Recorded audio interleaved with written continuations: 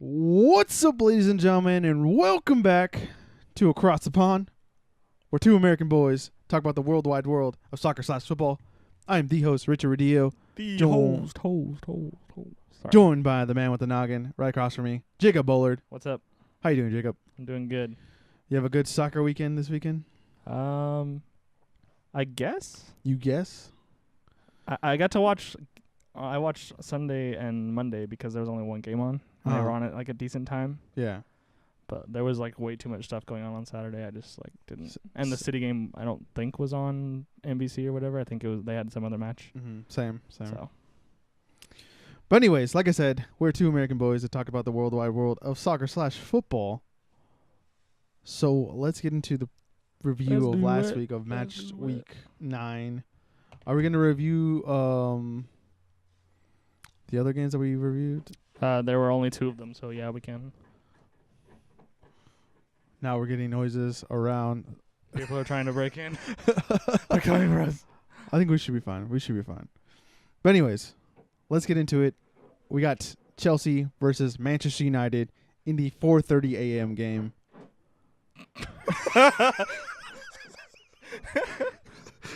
That we did. 4:30 a.m. Bright and early. I did not get up for this game. I thought you were a Man United fan. I am, but 4:30 in the morning does not. Because so I had a above ground music show the night before, and I hung out a little too late. Like I just the vans. I was like, oh my god, it's 12. I gotta go home. And Excuses. then got home and then found out that my alarm no. And then I slept in. Yeah, it's honestly probably the only downside of living on the West Coast. Yeah, is that it's so early. The early games for the Premier League are so early. Yeah, I think the 7 o'clock time on the East Coast would be way more reasonable. Oh yeah, for sure. But regardless, let's get into it, Jacob. Let's do it. So it was a 2-2 draw with Antonio Rudiger scoring in the 21st minute, and then responded back with 2 goals from Anthony Martial in the 55th and the 73rd minute, and then Ross Barkley equalizing it in extra time in the 96th minute. Chelsea had 62% possession to Man United's 38, with 21 shots to 6 on target for Chelsea and 7 with 4 on target for United. From what I remember on how we set up, it was decent. I was a little surprised with Lindelof, but it's whatevs, I guess. I think too many people are hurt for us. I don't think Eric. I think I don't think Eric Bailly even played today because today is Tuesday. Champions League just happened and they just played Juventus. Smalling did play today. I don't remember the back line actually for today's game. I think Valencia started, right? Can you double check that? The Champions League game today? Yeah. I shall double check. But regardless, I like saying regardless. Shaw, Lindelof, Smalling, Young. No Valencia. Okay, so it's the same. So Valencia is still basically out. As we have scratching going right to our right here. Something's trying to escape. I think so. I think he's like fixing like the dry or something. Anyways, I'm sorry. We took a chance in starting to record because they were working over there. And then we didn't. Well, they're probably gonna go down, so it's fine. Anyways. Yeah, it was a game where I didn't think we were gonna win at all. And I thought we were going to be the team that probably was gonna lose this game just because it was at Stamford Bridge. Especially with the first goal going in so early. It was a header off of a cross, I believe. And then Martial getting the 2 goals. Good on him. I think it is a confidence boost, obviously, for him. And then if he would have held on and got the game winner, it would have been even more beneficial. I think beneficial. I can't say beneficial. There's an extra N in there. You're throwing it beneficial. Beneficial. Beneficial to him. But Ross Barkley getting it and getting the tie, I guess. I don't really have much to say about this game. Is that I'll take this result at the moment. I think that it ended up being a fair result. I had Chelsea winning this game, but I think that Chelsea dominated the first half but Manchester United dominated the second half. Obviously, like the 2 goals from Martial, I agree with you. It's good for him, especially, and good for United, especially given the fact that like Lukaku's not scoring. Anything. Alexis Sanchez hasn't done much since you guys got him. Yeah, I mean he scored last week. Yeah, right? he scored last week to get the game winner. Yeah. But that was like one of probably his biggest United biggest moment in United shirt. So yeah, it was definitely good for Martial. And they were, while I think the 2-2 result is fair, I think they were really unlucky with the Ross Barkley goal. Like that ball bounced around everywhere. Yeah. So. But that's what happened. You guys could have very easily come away with 3 points here. Yeah, we could have. It would have been a big 3 points. I would have believed too, because it's against a top 4 opponent at the moment. Right. And Chelsea's playing really good, and I was really surprised that even Hazard didn't have much involvement either. Unfortunately, I don't know who this is trying to call me. Someone's blowing up your phone? Yeah, it's the same number like 3 times. But let's keep moving. Can you read no, I got this. We're going to move on to the next game, which is not that game. Should be Newcastle versus Brighton. Brighton won 1-0 with Brahim Kalyal. How do you say his last name? Kayal? Yeah. Okay. Scored in the 29th minute. Kind of a somewhat of a lucky goal. I got a deflection off of a clearance and then got it in the back of net. I know Brighton probably shouldn't have won this game, but or should have. Not probably. Based on the stats. I don't know. For me, because the beginning of the game, looking at it, Newcastle should have had a goal or two. But it is what it is. You can't do anything about it. You know, sometimes chances just don't go your way. So Newcastle had 68% possession to Brighton's 32, and 27 shots with 6 on target for Newcastle, with 2 on target for Brighton. Like I said, a lot of chances for Newcastle that didn't capitalize, I guess. I don't know what's going on. I know it wasn't last week. It was the week before. Obviously losing United, and then last week I think they lost to. Or no, did they lose the United last week then? The United game was it's 2 weeks ago now because of the international break. Okay. But yeah, that was the last game that they played. Yeah. So I thought they would have been able to bounce back, especially with the break. And I know a lot of other guys didn't go on international duties. I don't think Newcastle doesn't appear to be bouncing back. Yeah. Like, they have no wins and 2 draws this year and 7 losses. So they're literally bottom of the table. They've been struggling a whole lot. I saw a stat not too long ago. Not that net spend is like that great of a statistic for measuring success, especially if you look at like Spurs, for example. But compared to everyone around them, like Newcastle, I think it was over the last 2 seasons, has a £1 million net spend, and then like Brighton and teams like of that ilk, they were like up in like the 50s. 50 million net spend. So like they have basically had nothing, added nothing to their squad of significance. And I think they've loaned out players, if anything. Mitrovic is always at Fulham. So right, yeah. So they're just really struggling, and I feel bad out of this whole situation for Rafa Benitez, because like I feel that he has showed them loyalty beyond what they deserve, and like he's not getting any support from like the front office, and so like this is kind of what you get.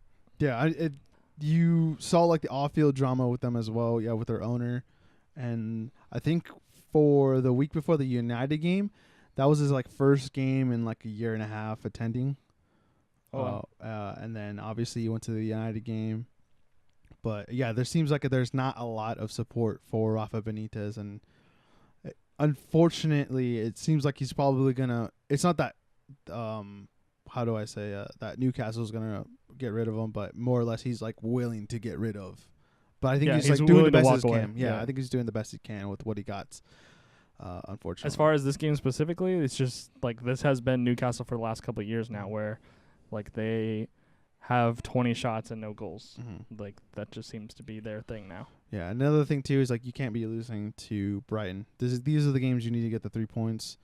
I think the week before Newcastle or United, I think it was like a Huddersfield or Cardiff that they lost to as well. No, Cardiff just got their first one. They lost to like Huddersfield, I think, the week before. They lost to Leicester. They drew 0-0 with Crystal Palace. Crystal Palace. Yeah. No. And then they lost to Arsenal and Man City. Recently. They lost to Chelsea, drew to Cardiff. Okay. Their most recent game is the United game. Okay, my bad.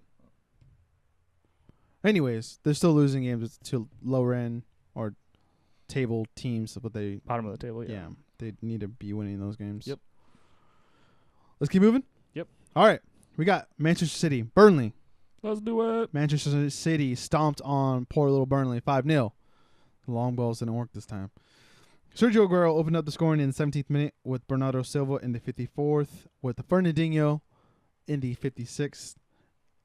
Right behind him is Riyad Mahrez in the 83rd and Leroy Sané in the 90th. So almost everyone scored for Manchester City. This is true. City led the possession stats with 69%, with 31 going to Burnley, with 24 shots and 10 on target for City, with 5 with 0 on target for unfortunate Burnley. Yeah, sorry. Whew, this is a nice little whooping here, man. Especially to former goalkeeper of Manchester City, Joe Hart. Yep.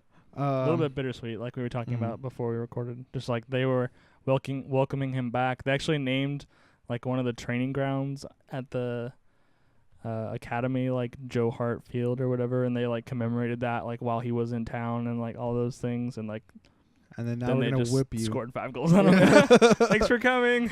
Have a nice day. This was just, I guess, what's become a typical Manchester City performance, especially against the middle and bottom tier teams.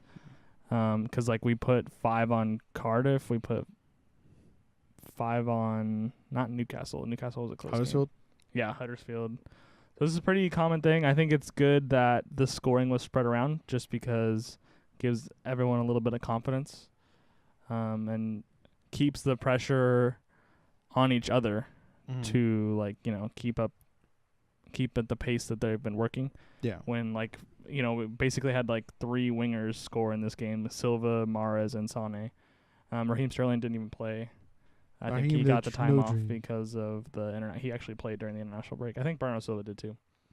So yeah, this was just a typical game. The more important thing for me, especially after the Liverpool game, was how, not that Burnley ever really challenged them, but like they were very comfortable defensively. The kind of like fatal flaw that we've had over the last many years now is that like we can score goals, but like we're always willing to give one up as well. And like we held Liverpool pretty well. Like Liverpool only had 2 shots on target at Anfield, and they were like pretty weak shots on target. And then, like, no shots on target at all against Burnley. So, like, Burnley doesn't really have much to offer going forward in the sense that they really are one-dimensional, like I said, with long balls. No, yeah, I know. Yeah, if the only way they're going to score is from a cross or from a set piece, it looks like. And, I mean, there's sometimes, I think it was a game like a month ago where they actually had a really nice team goal. I'm forgetting who scored it. But they do have those kind of glimpses, but that's not like their bread and butter and their way of scoring. And I think it's a little bit easier to set up against a team like that when they really have no build-up play, and then also they're not going to be able to possess the ball as much. So they're really desperate in their chances when they get the ball. Yeah. So, I just like the clean sheets, like City being like I said, Liverpool away this game, and then as of recording today, they kept the clean sheet away at Shakhtar in the Champions League. So I do like the clean sheets because Ederson gets a clean sheet for me. So get them fantasy points. Yep. Yes, sir. All right, move on. Cardiff versus Fulham. Another one I got wrong from last week. I believe I had this. Cardiff won 4-2. Josh Murphy scored in the 15th. Oh, no, actually, no. Andre Schürrle opened up the scoring in the 11th minute, followed by Josh Murphy 4 minutes later in the 15th. Then Bobby Reed scored in the 20th, but is followed by Ryan Sessegnon on the right in the 34th. Callum Patterson scored in the 65th, and then Kadeem Harrison scored in the 87th. Did I say that right? Kadeem Harris. Oh, my bad. Sorry, I added a son on that. My bad. Harrison Ton. I added extra letters. Sorry. So Cardiff possessed the ball 40% of the time, with Fulham having the ball 60% of the time. 22 shots with 5 on target for Cardiff, with 9 with 4 on target for Fulham. Another good, the best week so far for Cardiff, obviously. 100%. Well, this is their first win, right? Yes, first win of the year. Yeah. Also scoring 4 goals, so more than 1 goals or 0 goals. That's really good. Schürrle probably had his moment taken away by the loss, obviously, but he had a brilliant goal in that 11th minute. It was more or less of his old self, I guess. There's those kind of glimpses that's why I have a lot of faith for Fulham, but also the way they're defending is when I'm like, this is not going to work. I don't know what they can do to fix this with what they got. I think they've probably. I would want to check out how many times they've changed their backline or different combinations they've already tried and not worked, and it's looked like it's not working again. So, I don't know what else you could say about Fulham though.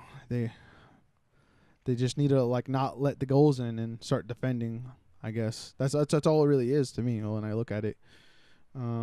What's astonishing to me, you're talking about the defensive frailties for Fulham, and they had 60% of the ball, but Cardiff had 22 of the shots. Yeah, that's just ridiculous that they basically kept falling for the counterattack every single time. And yeah, I think this is, we were talking Newcastle struggling, waiting for Newcastle to recover. I don't know that Fulham are going to recover. Yeah. They need to sort out their defense. They've really been struggling, like Newcastle, against teams that are also in the bottom of the table. Mm-hmm. And it's to Cardiff too, which is not that it's sad. Up until this was bottom. Cardiff was bottom of the table, I think, up until this game. Yeah, they didn't score their first goal until late September too, I believe, which is insane. Yeah. And you give up 4 goals against a team that can, barely score. It's not a good sign. I know one of the saves was a little questionable, or on how that goal went in. It was just, I guess he read it wrong, but it's that back line that needs to be addressed. Obviously, like I said last week. So let's keep moving. All right, the boring game of the week: Bournemouth versus Southampton. No one scored. No. Awesome. Bournemouth had the ball 57% of the time to Southampton's 43. 9 shots with 2 on target for Bournemouth, with 8 with 4 on target for Southampton. I know Gabbiadini had one at the very end of the game, or towards the end of the game. Probably should put that away.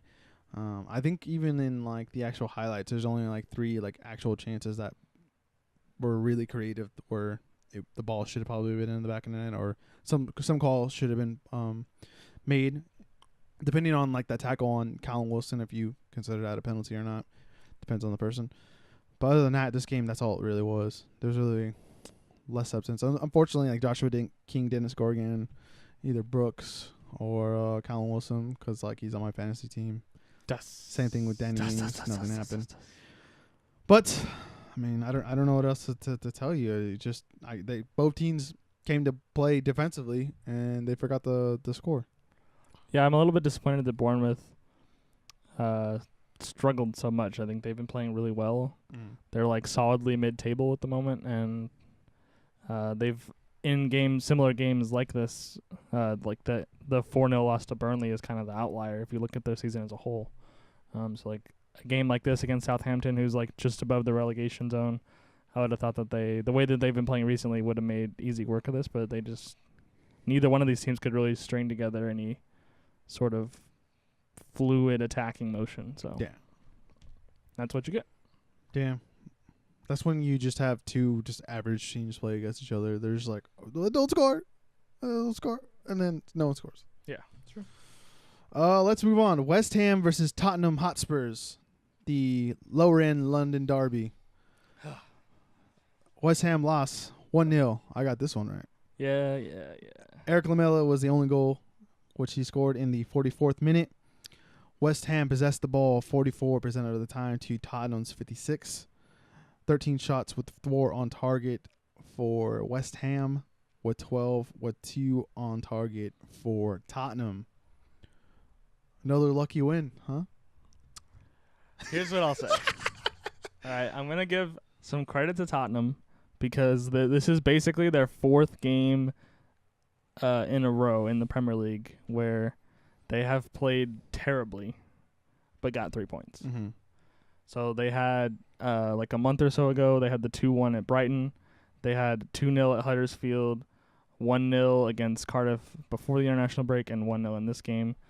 And they are not at all – they're playing like how I expected them to play. That was a great sentence, like how I expected them. That was good. I got it. Yeah, okay. And but I mean, they're getting 3 points after 3 points. Lamella was the one with the goal in this game, right? Yes. With the header off the cross. So I guess that's good for them that like they're getting goals from someone not named Harry Kane. This is true. On the West Ham end, I don't even know what to say anymore. I mean, the creative chances are Nalkovic I feel almost like they're had a this gnarly close goal, but Lloris had like a brilliant save on that header. Other than that, I mean, I think it's just Tottenham. Not that it's kind of, they're like Chelsea when they won the league before Mourinho's last year when he was there. Kind of feels like they're just getting by. You know what I mean? And like these string of results might work in their favor. I'm not sure where are they at on the table. Tottenham are in 5th, I think. Okay. Yeah, they are. Actually, it's a 3-way tie for 3rd on goal difference. Okay. So Chelsea, Arsenal, Tottenham all have 21 points. But goal different. Tottenham are in 5th on goal difference. Okay. Yeah, I feel like on the West Ham side, it feels to me like they're like 3 passes in each of or like 1 clean shot that they should score that they miss every game from being like the normal solidly mid-table team that we're used to seeing. Because like Arnautovic was 1-on-1 with Lloris twice in this game and didn't score. And then there's been like other weeks where like Yarmolenko and Felipe Anderson have missed like point blank chances and stuff like that. So it keeps kind of piling up on them. I hope that we talked about this a little bit in the last podcast that we did, but like I hope that they give Pellegrini time. But the more results like this, I think the more pressure is going to be on him. Well, yeah, I think the owners and then the people that are running the club need to more or less look at what the games are and look at the context, not just the sport or the score or the results of the game. Because you're seeing it's good football. It's just not at good times results. it is. It's usually something you can do about chances not being finished. And Pellegrini is setting them up for success, so it's like it's on the players. Yeah, I know. Let's keep moving. Yep. All right, we got Wolves versus Watford. I did not have this game. I did not have this as the way that it went. Did I pick Watford? I think I did. I think you did. Yeah, I think I did. I'm going to go with that, yeah. Watford 2-0 with a goal in the 20th minute by Etienne Capoue. I want to call him just Poo. Sure. And then a goal in the 21st minute right after by Roberto Pereira, the Uruguayan international. Wolves possessed the ball 45% of the time to Watford's 55%, with 10 shots with 1 on target, and then Watford having 9 with 3 on target. It's a good game. I was I was like, okay. I saw the result. I was like, all right, Watford, I see you. Yeah. Bouncing back a little there. Yeah, Watford had a really good start to the year. Wolves have been on a really good run for the last, I think Wolves are in 6th or maybe 7th now. They've had a really good run for many weeks now, winning a bunch of like 1-0, 2-0 games, hitting teams on the counterattack. They just like couldn't get that the like final ball for the normal like goals that they get, it seemed like, in this game. And really, if you take away, like, they basically shut off for like just a few minutes in this game, and were like just like that, they were down 2-0 and that was it. Like, it was over. Yeah, I want to say it's kind of similar to what Everton needs as well. They need the surrounding players, or every week needs to be a different player scoring almost in a way to be successful for these teams, and that's what we were seeing these last couple. Right, even in the beginning of the year, and then maybe this might spark another run for Watford to have like that same kind of play in and result, so that you're seeing Capu score, which was a really nice goal, and then you're seeing Pereira, and then hopefully next week it's Daily Fayu might start or something like that, or I'm not sure if Will Hughes might be. There's someone on the lineup is what's his name, the center back that got someone has a red card in this squad. I forgot who it was. But anyways, what I'm saying is like they need just to have the players that they brought in and the players that they have to be scoring every week, but it needs to be a different group. Kabasele is the guy who was Kabasele, sent off there you last go. week. But yeah, I think it's also when you look at how they play versus Wolves, they kind of play similar in the sense that they kind of play central. They play through the center of the pitch, I guess, or you already want to call it. So it seemed like they benefited them more. It seemed as if Watford just were able to absorb pressure as well, and then be able to not get those or let them have those kind of final third chances. Yeah, so I agree. Yeah. Yep. Let's keep moving. Let's do it. All right, Huddersfield versus Liverpool. Liverpool won 1-0. Unfortunately for Jacob, Mohamed Salah scored in the 24th minute. Huddersfield possessed the ball 48% of the time to Liverpool's 52, with 13 shots with 1 on target for Huddersfield and 11 with 2 on target for Liverpool. I thought this was going to be a blowout, but it didn't turn out to be. Do you remember that statistic? Oh, well, I'll let you finish, I guess. Okay. Do you remember that statistic at the end of last season where it was like, oh, Liverpool were the unluckiest team in the Premier League and Man United were the luckiest or whatever? Mm. That, like, Liverpool are the luckiest team in the league. They should have lost in that Man City game if Riyad Mahrez had not have. That ball is like orbiting the moon at this point. There's some alien. Oh, caught it. There's an alien taking a picture of that soccer ball flying by right now. And hey, look what I found, guys. And then there's this game, which again they weren't playing well. They got 3 points, but Huddersfield scored and it was ruled offside when it was not offside. This is true. And so this game should have been 1-1. If we had VAR in the Premier League, this game's 1-1. Okay. Just saying. What I will add in about Liverpool, Mo Salah is struggling. Mm-hmm. I think like really struggling. There's just so many things that if you watch him play this year, you're like, last year he beats that guy on the dribble. Like last year he like takes a better first touch and like gets a shot off. Last year he like scores from whatever shot he's taking or whatever. Yeah, he had like one where he went a thing. little bit far wide. It's just like at the moment anyway, nothing is going well for him. And I think when I think Liverpool rotated a little bit here. I think Sergio Yeah, Ramos. it was Lallana and Sturridge that started up top with him. And I think when it's just more obvious how much Salah is struggling when Firmino and Mane aren't up there with him. I think like the two of them have been compensating so far this year for Salah.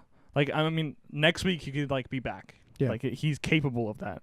But I think it's just like this game highlighted how much he's struggling. Mm-hmm. Maybe it's Sergio Ramos still in his head or something like that. You know what I mean? Every time you play Liverpool, all the defenders should just wear like Sergio Ramos masks. Yeah. I don't know. Or, I mean, maybe he's having some kind of injury issue that we're not knowing of. Possibly. Yeah, that might have has him with a step. He's just a little step behind. But like, I don't know. I suppose it's possible, but in a game like this against Huddersfield, like, why wouldn't you start Shaqiri in that position? I don't know.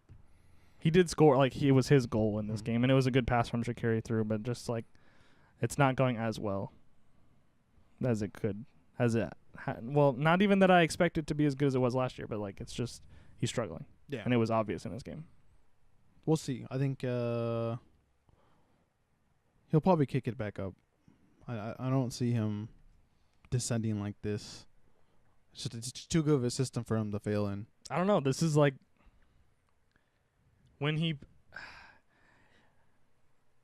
I just hope for his sake, and as much as it pains me, Liverpool's sake, that like that season wasn't just a one-off. Yeah. Like because I feel like the chances are that Chelsea and Roma were both justified in selling him, and like maybe he just had like a perfect storm of a season, and now it's over. Yeah, we'll see.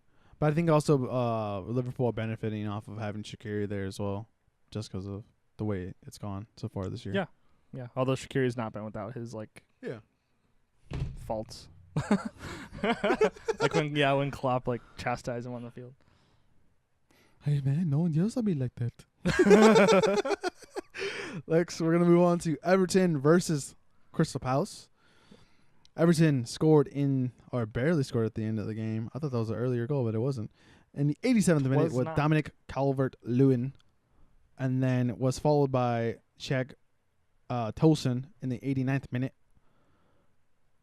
I believe I had this as an Everton W. Yeah, I had the balls. I think it was a weird challenge at the beginning of the game on Zaha. Right, that was a questionable on like the penalty line. I was like almost right. It's basically outside the box. I don't remember. I believe. And then really that was pretty much it for them. But anyways, 60% of the ball was possessed by Everton, with 40 going to Crystal Palace. 20 shots with 4 on goal for Everton, and then 7 with 3 on goal for Crystal Palace. Oh, they had the Koyate chance too on, I think it was a corner as well, but didn't put it away. Okay. So yeah, Everton somewhat got lucky in this game, but also the players that need to be showing up showed up. Yeah, I guess I mostly agree with that. I think that you can tell sort of by the stats that Crystal Palace were putting in a huge amount of work defensively. Like Everton had 10 corners but only 4 shots on target. So that's not like goalkeeper making saves. That's like defenders blocking the ball, blocking crosses, blocking the ball, blocking shots, stuff like that.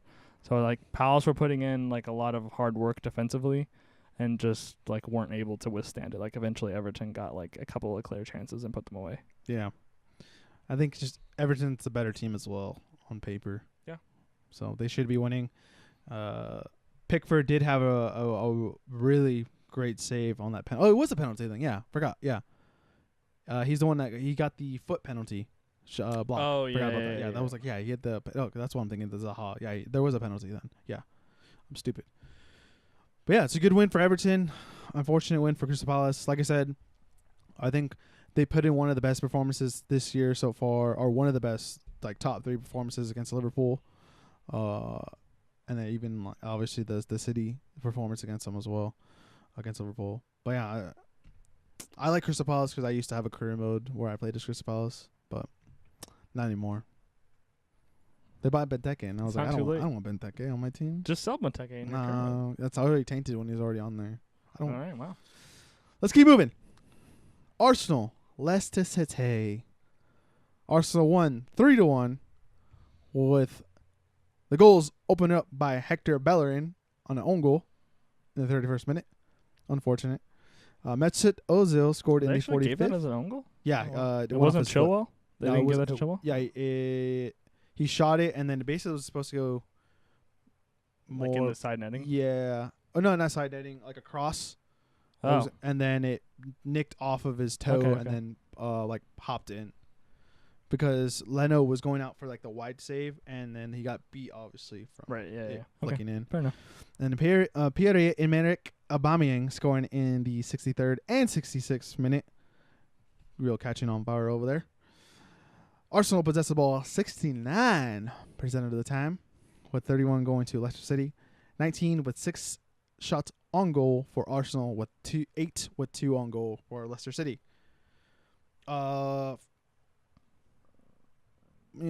Looking at the game, I think Leicester City was probably good in the first half, and then Arsenal made the adjustments and the changes. I don't think even Aubameyang even started. He did not. Yeah. He came on for Lichtsteiner. Yeah, which was kind of a weird substitution too. Sorry, but I like Iwobi on the pitch. I think he kind of makes up the ground for like Ozil and the Mkhitaryan, even though Mkhitaryan has a little bit more pace than Ozil. But I really think he's a player that Arsenal can benefit off of. a lot and is kind of maybe the workhorse, but I just liked his energy and his pace and his ability to try to win the ball back. I think that's more important than Ozil's kind of ball playing. Even though he had a brilliant goal, or somewhat of a brilliant goal, a lot of people are saying like that was goal. Oh, it's candidate for goal of the season. I was like, okay, well, sure, we'll watch the rest of the season first. But anyways, yeah, and then the 2 goals to Aubameyang were basically crosses in. He just tapped them both in. Yeah. Leicester just were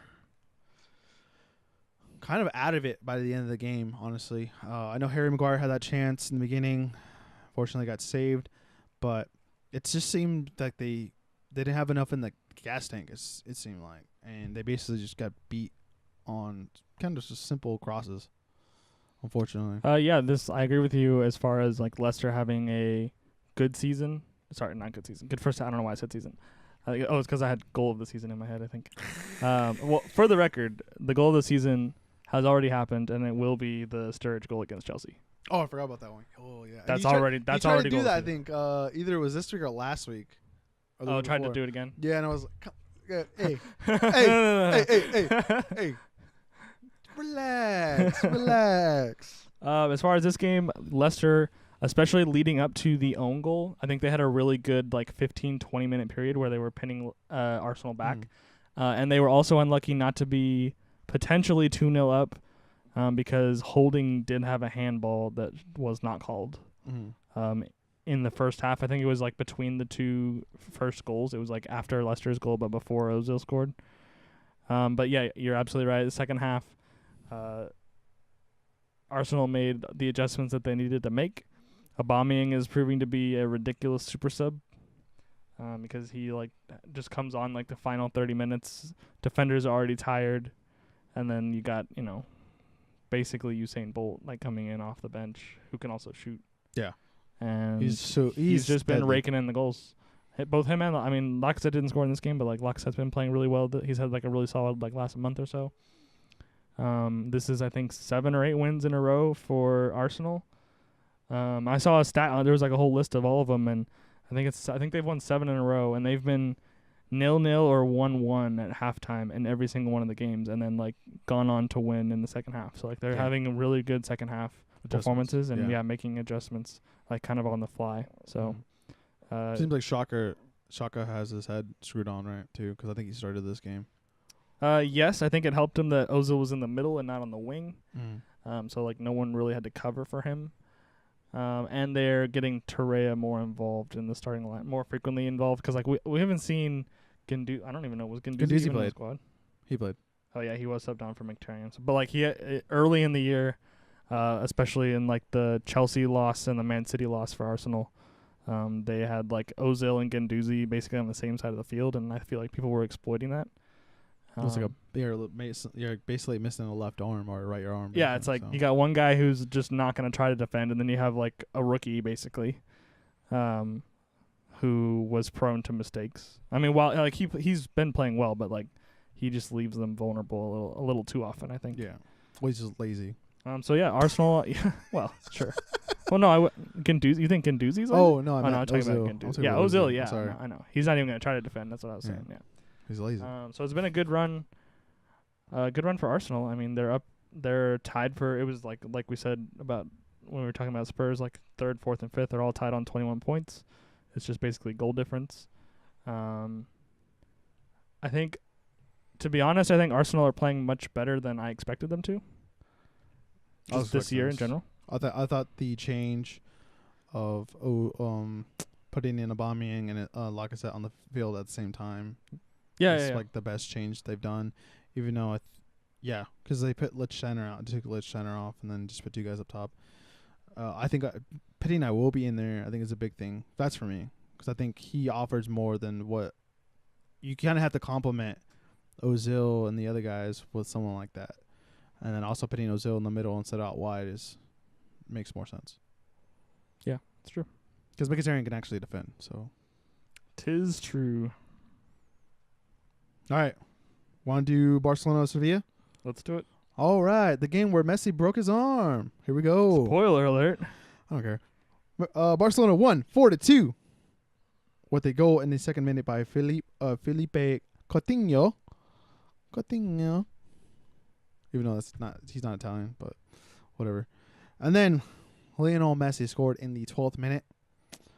The next goal came by a penalty by Luis Suarez. And then an own goal right after that by Clement Lenglet.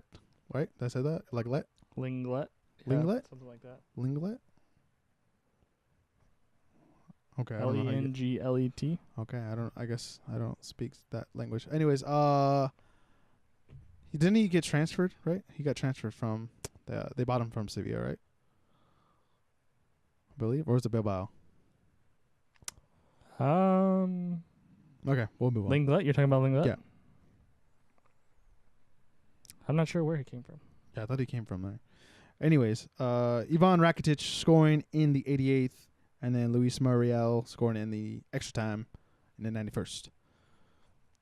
Barcelona possessed the ball 53% of the time to 47 to Sevilla. 23 shots with 9 on target for Barcelona.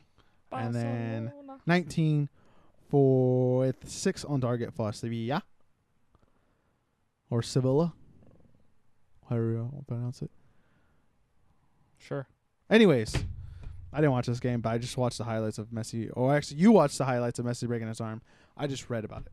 I did watch the highlights. It was pretty gruesome. It's one of those where you definitely could see that his arm did not go the direction it was intended. But he didn't I think he just broke a small bone. Yeah. It wasn't like he snapped his arm in two or anything like that. He's only supposed to miss 3 weeks, so. Yeah. I like how I called the hat trick in this game, but instead of a hat trick, he broke his arm. Yeah. Way to go. In spirit, he got a hat trick. Yeah, I guess. This was a good win for Barcelona, especially considering the other results in the league with Atleti drawing 1-1 and Real Madrid losing to Levante. Yeah, I think Barcelona played really well, even without Messi, and Sevilla going into this game was top of the table, so they've been no slouch so far this season. I think this was a little bit of a return to form for Barcelona because both of them and Real Madrid have been struggling recently. Don't forget, it was a reality check to Sevilla. Yo, dog, we have Messi, even though he broke his arm. He's out for 3 months, but it doesn't matter. You break it to our Messi, we break it to your Messi. So yeah, I think Sevilla just weren't able to handle Barcelona were just better all the way around the field. They weren't able to handle it. They got a couple of consolation goals towards the end, but the game was already done and dusted. And yeah. I was very happy when I saw this result. And then the next result we're going to talk about, we're going to take a plane to Italy real quick. Siri, Siri. Really?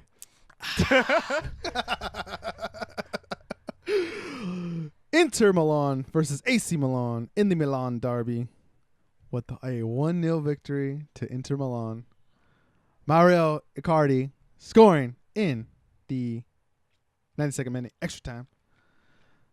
57% possession going to Inter, 43 to AC Milan. 18 with 4 on target for Inter, and then 15 with 1 on target for Milan. I watched a bit of this game, and then I think the Napoli game as well. Right? No, it was the day before. I watched Napoli a little bit. Yeah, I was real happy with the result. That's all I cared about. I didn't really care about this game, so far I think off the top of my head, this might be. What are you doing? I'm dancing because I won. Oh, okay. Off the top of my head, I think this might be cross of the season. The cross from Vicenio was a ridiculously perfectly placed cross straight to Icardi. This game in general, though, I kind of feel like it was a battle of attrition. It was who's gonna mess up first? No one could find the net because both teams, in the stats that you read there. I need to get out of the commentary thing here. 18 shots and 15 shots for Inter and Milan, respectively, but only 5 shots on target between the two teams. So clearly, they're struggling to even find the goal. Both teams were very wasteful. Well, it's Milan. So I don't necessarily think that Inter deserved the win the way that they played, but like I said, great cross and Icardi with a great header. So get good. Yeah, I'm honestly still surprised that Mauro Icardi is still there. Same, but I think no one wants to deal with them either. So, but supposedly Inter made him captain, and now he's like supposedly like much more mature than he used to be, and I don't know.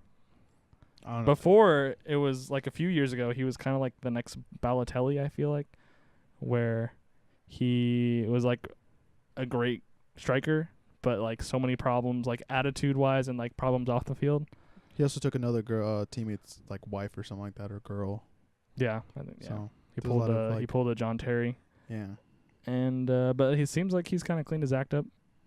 Hopefully. And he's like still putting in like 30 goals a year for Inter, so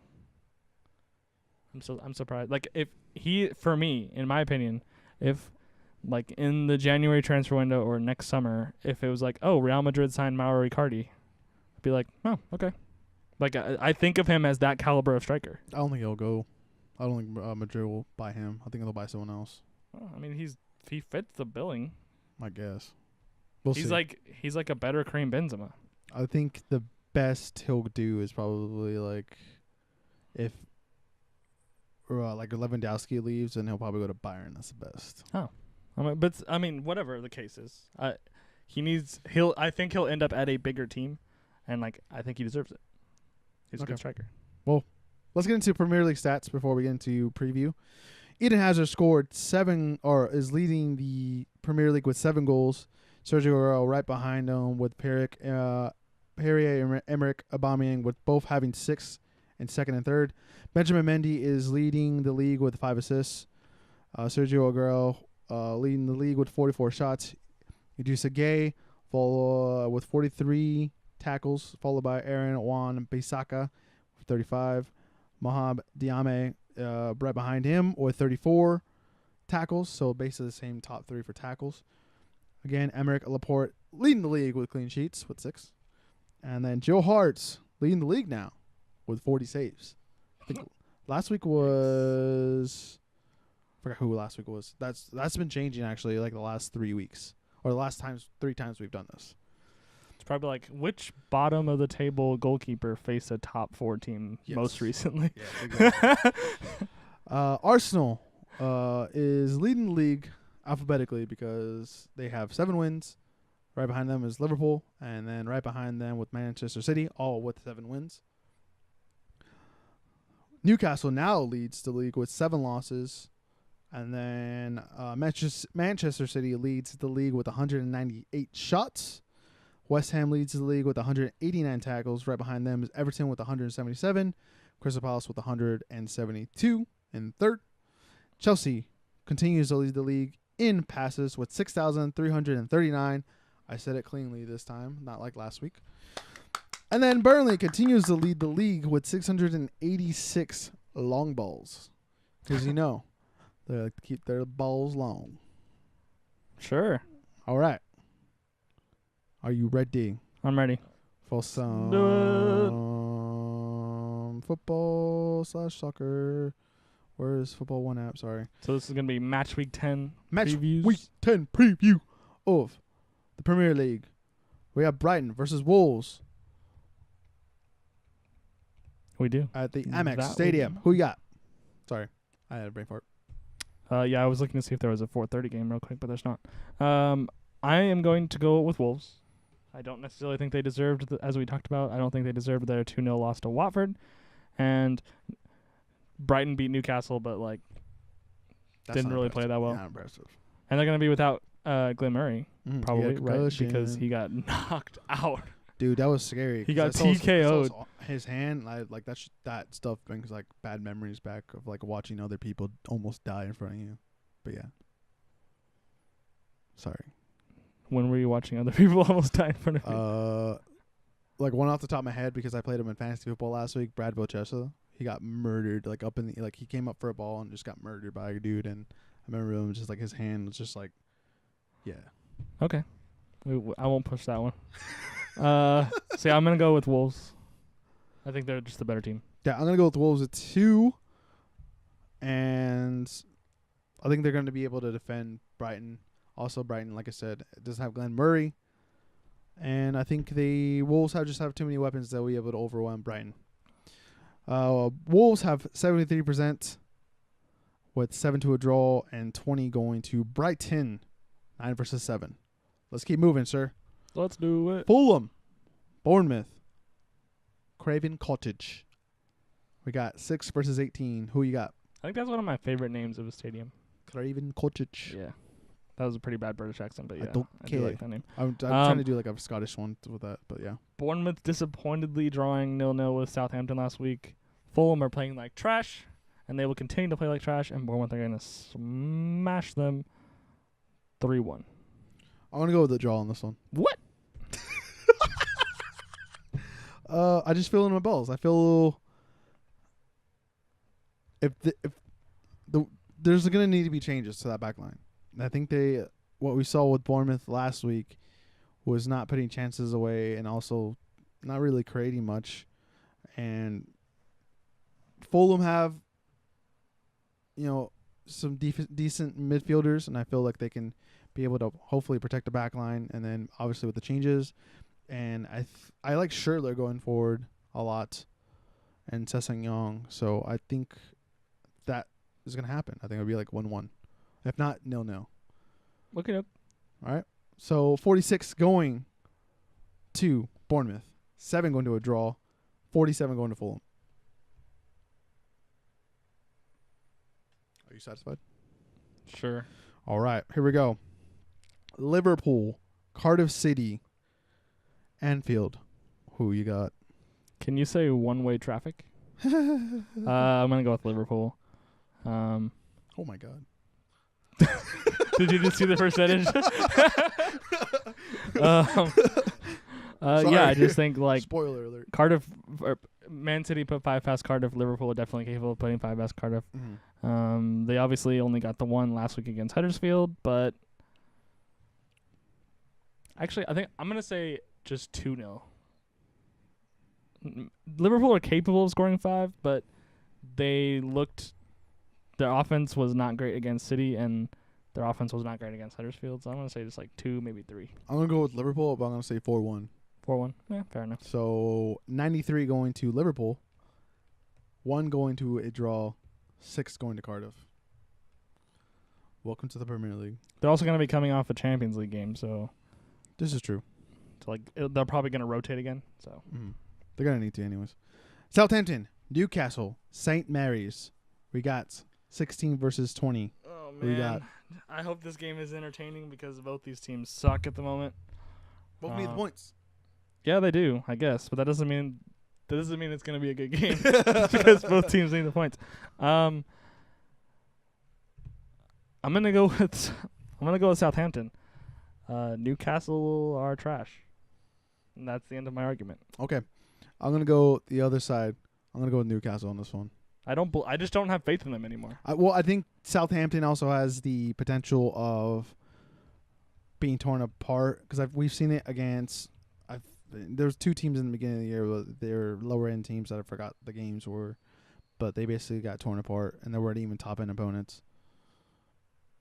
But regardless, 47 going to Southampton, 10 going to a draw, 43 going to Newcastle. Okay. They don't really have any bad losses. Well, I get what you're saying, but I meant bad losses against lower end teams. Okay, fair enough. They lost to Palace, but I think that was one of them. Let's keep moving. Let's do it. Watford, Huddersfield, Vicarage Road. Who you got? I'm gonna go with Watford, especially because it's a home game for them. They're coming off a big win for them anyway against Wolves, and they're still one of the better teams in the league. So I think they'll definitely be able to handle Huddersfield. Yeah, I think they will be able to do that. I think they're also able to sub on guys to see if they need to spread Huddersfield out to open them up. So I think they have those capabilities as well. I'm gonna go with like I said, Watford. 84% going to Watford. 5 going to a draw. 11 going to Huddersfield. Let's keep moving, sir. Yep. Leicester City, West Ham, King Power Stadium. Who you got? 11 versus 14. I'm torn. Dun, I dun, think I've picked West Ham in every bum, single bum. game so far. Dun, dun, dun. I think I'm gonna go for a draw Dust. Oh no. because Why'd West you Ham can't go? just seem they can't seem to find the back of the net. They miss so many chances, Many.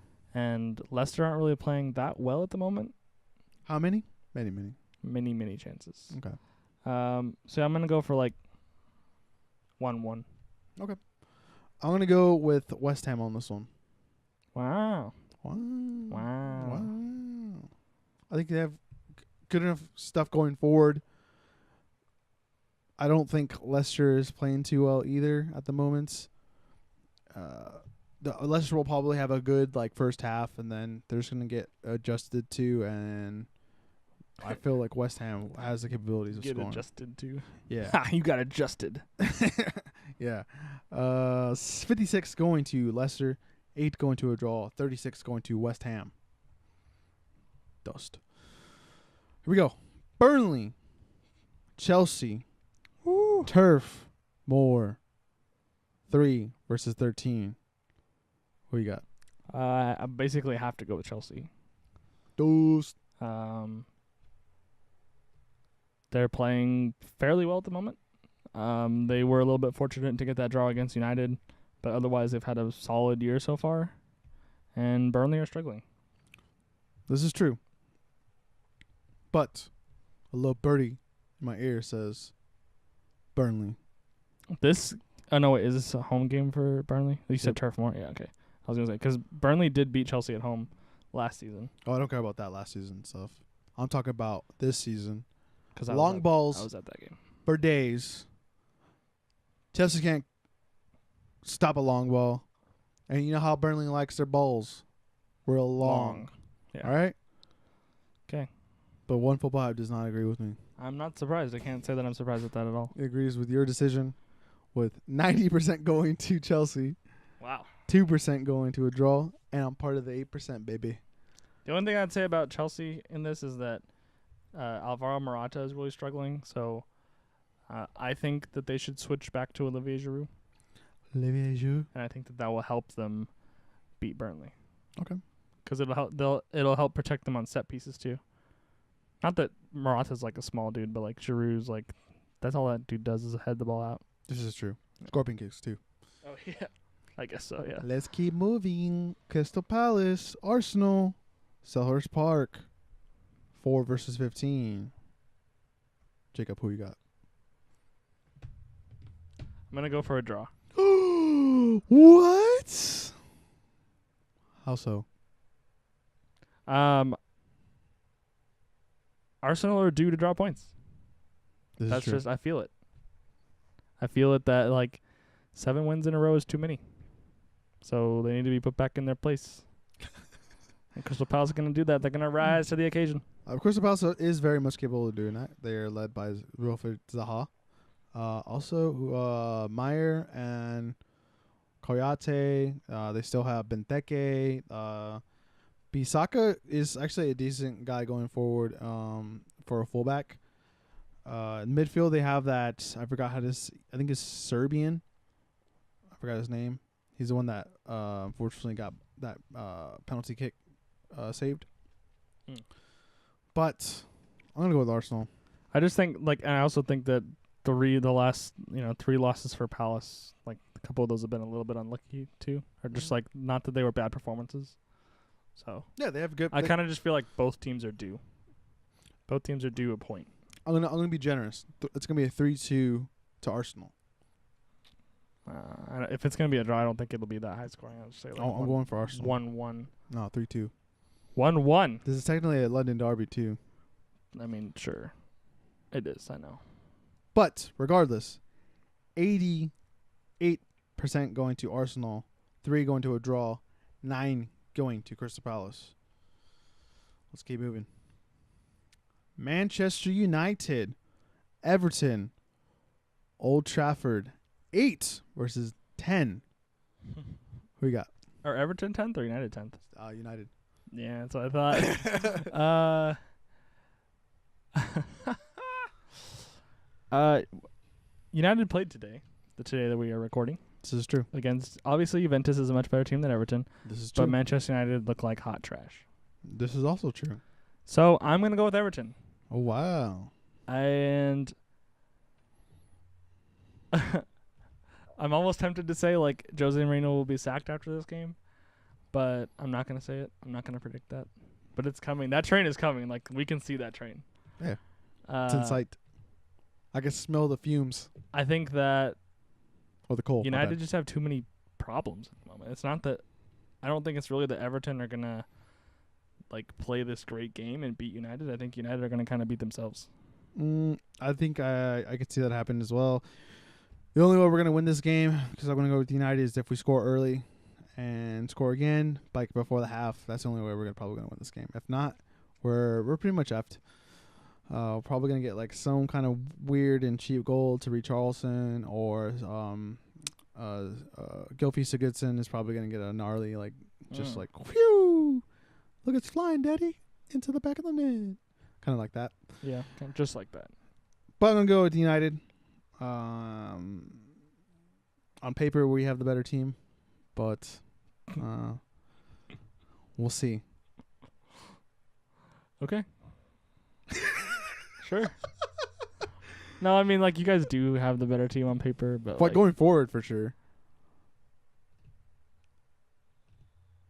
On paper, really? I mean, yeah. I guess. We just don't have that type of on paper. You're like right. On paper, you're right. Gylfi Sigurdsson, like, we don't have a player like that. Oh, okay. Yeah, you don't have like Paul Pogba on your roster. Yeah, but he's not like really playing like a. That's like, just a system thing. Not that's what I'm saying. At times, he's not even playing that position. Gylfi Sigurdsson for Everton plays like Pogba did for Juventus. Yeah, and then that's why Jose Mourinho needs to be sacked. Yep. All right. But I don't want him to be, because you guys will suck eternally for as long as he's your manager. Anyways, 75% going to Manchester United. 75%? Yeah, 5 going to a draw. No one who's voting has watched any games recently. 20% going. They're like, to Everton. Man United came from behind and beat Newcastle 3-2. Oh my, they're gonna win all their games now. What? 75%? One can say we had a good performance last week. Okay, calm down. Anyways, let's keep moving. Tottenham, Manchester City, the biggest game of the week. It's the last game of the week. Oh dang. Who you got at Wembley Stadium? Yeah, this was supposed to be the first game. I know. Actually, there was. Wait, did Spurs Liverpool play yet? No, I don't think they did. I think this was supposed to be the first game to open the new stadium. Too bad it's not. Yeah, I know. It is kind of sad.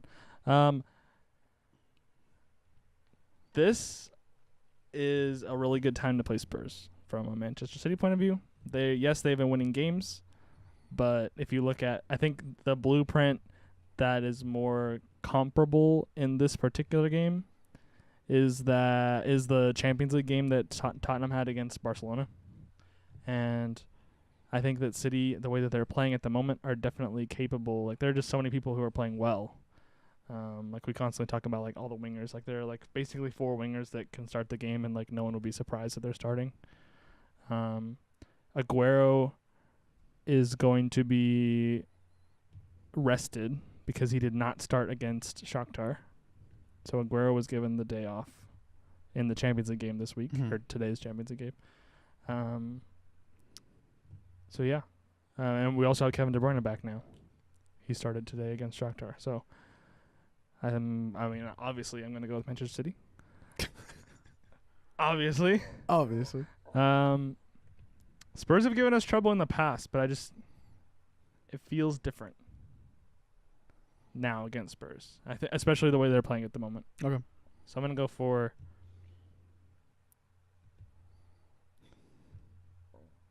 Why are you smiling like that? I'm going to go for 4-0. Dude, you look like you're smiling like Josh. 4-0 against Spurs. Okay. Well, I'm going to go for a draw. I'm going to go with a draw, but it's going to be a shootout. I feel it in my balls. A shootout? Yeah, 3-3. What? What? Yeah. What? When was the last time? Hang on. When was the last time Tottenham scored 3 goals?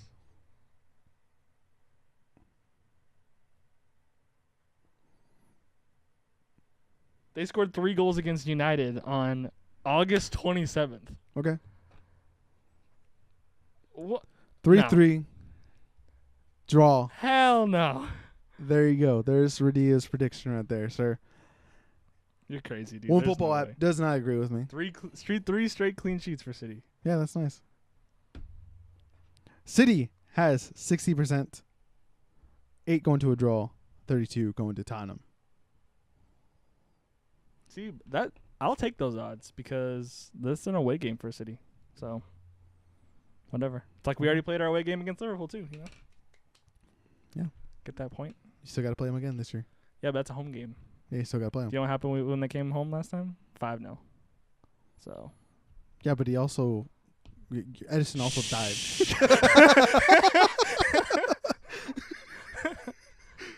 All right. We got some... We're going to go fly around Europe a little here. I can't talk. We're going to fly around Europe for a little bit right now with the last set of games.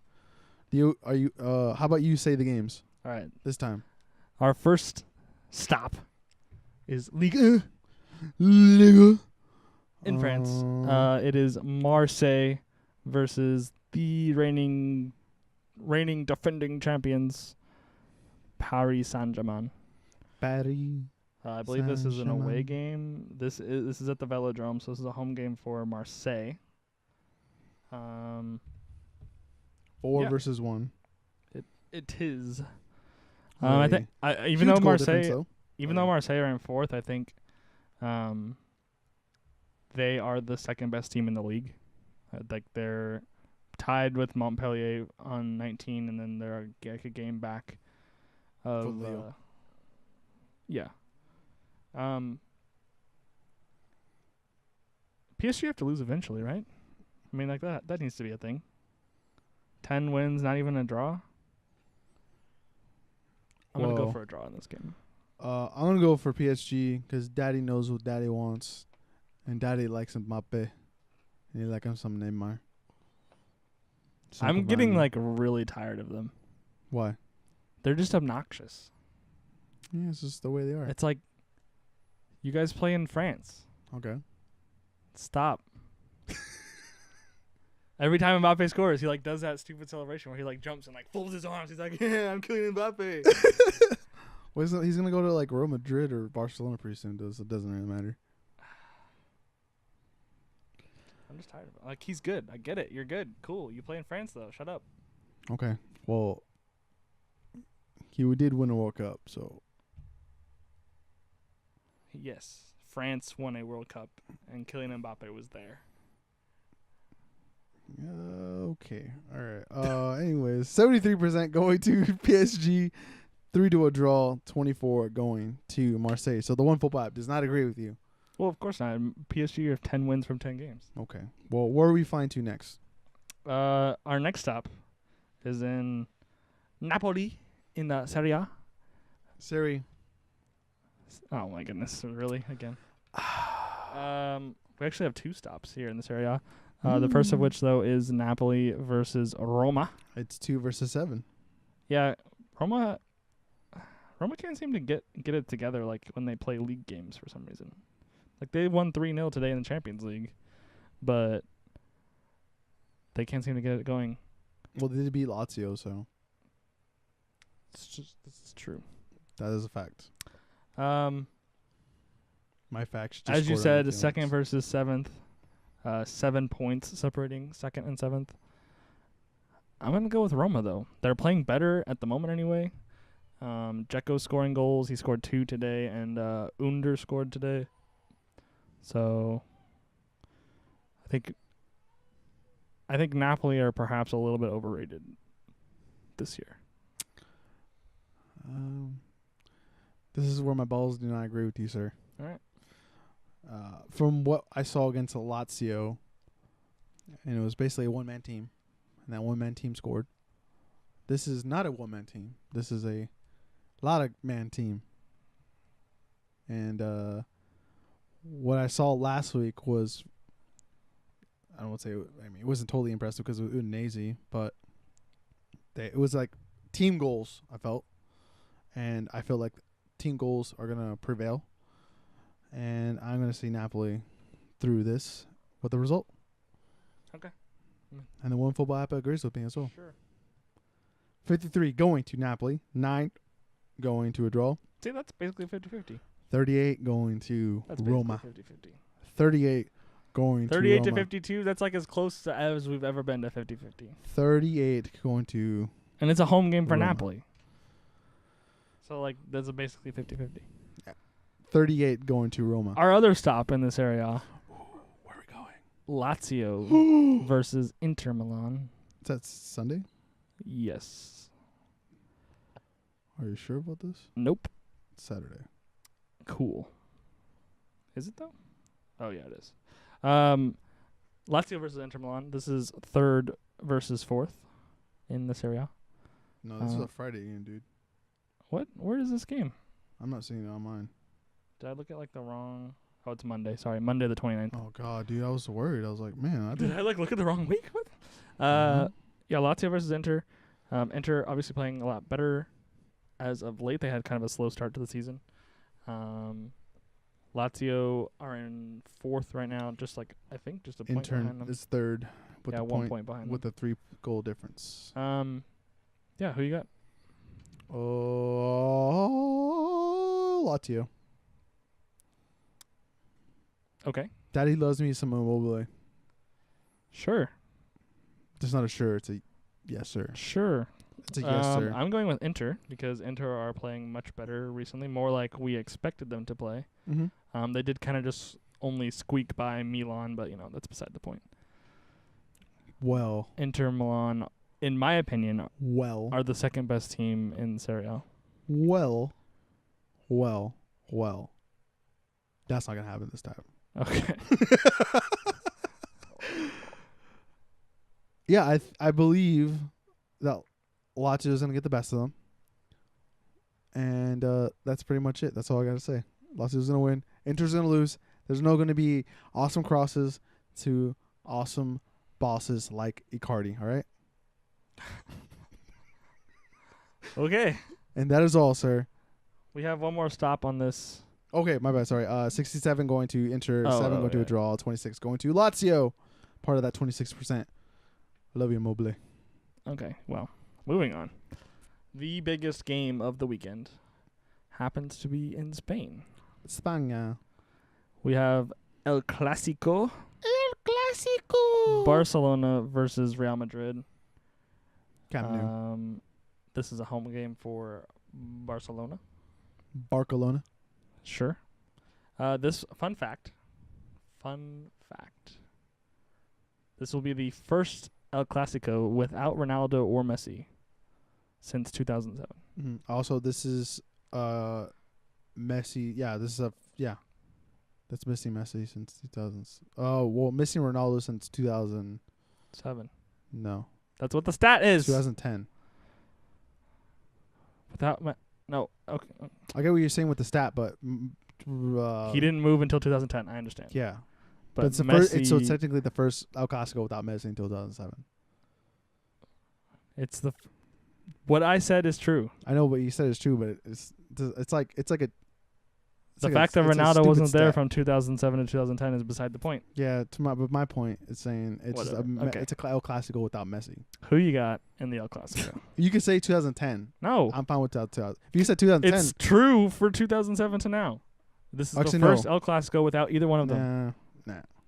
Nah, don't work. Boo, caca. Are you done? No. Kakao plays for Real Madrid. Are you picking Real Madrid? Or played for Real Madrid? I'm gonna go to the draw. What? Okay.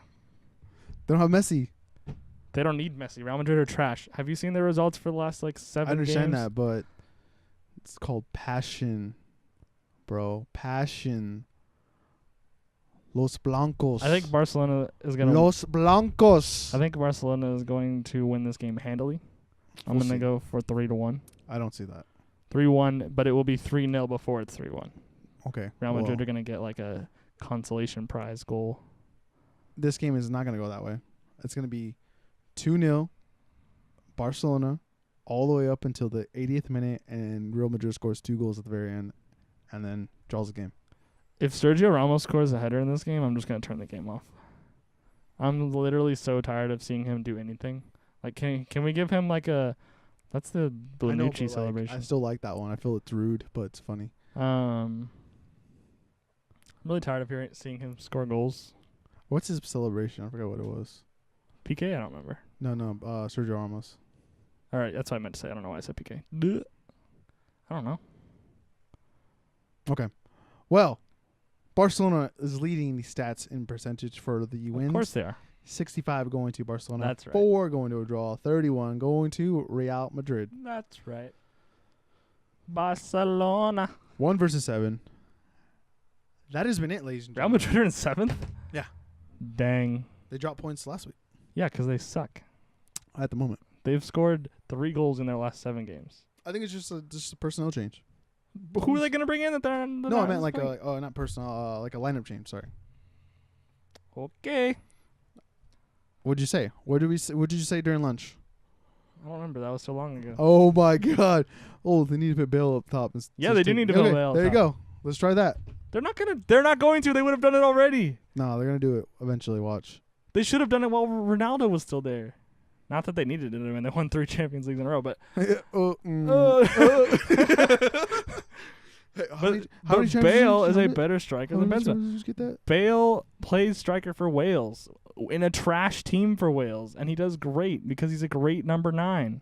Yeah, I know. I'm not disagreeing with you. I'm just saying they just need to change the lineup. But that's not going to happen. You say it's not going to happen. One thing happens, and then something good happens, and then When we're like, has wow, Gareth Bale played striker for Real Madrid it's since gonna he's been happen. there? Calm my down. goodness. Hey, you got hot balls right now.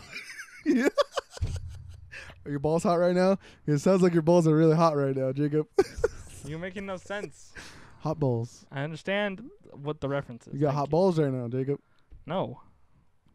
Jacob, you got some really hot balls right now. Whatever. Barcelona's going to win this game. I'm going to up it to 4-1 now. It's gonna be, like I said, 2-2. Barcelona's gonna have a 2-goal lead and then blow the lead. Below it's low. One of those is gonna be an own goal again.